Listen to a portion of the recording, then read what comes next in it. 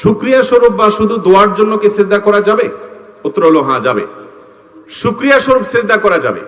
ধরুন আপনার এখন আল্লাহর কাছে খুব দোয়া করতে মন চাইছে, দোয়ার জন্য তিনটা জায়গা হলো সবচেয়ে মোক্ষম। আল্লাহর সব খুব কাছাকাছি গিয়ে একেবারে প্রত্যক্ষভাবে আল্লাহর কাছে কিছু চাইতে চাচ্ছেন, তিনটা সুযোগ আছে। নাম্বার 1, সিজদা। আকরাবু মা ইয়াকুনুল আবদু মির রাব্বিহি ওয়া হুয়া সাজিদ। বান্দা সবচেয়ে আল্লাহর নিকটে যেতে পারে কখন? সিজদা যাওয়ার মাধ্যমে। শেখ আয়েজ আল কারনি, সৌদি আরবের স্কলার এবং বড় আলেম, তিনি বলেছেন যে আরশের পথ হলো নিচে। আরশের পথ কোথায়? নিচে, অর্থাৎ সিজদা দেওয়ার মাধ্যমে। আপনি আরশে যেতে চান, তাহলে সিজদায় লুটিয়ে পড়েন।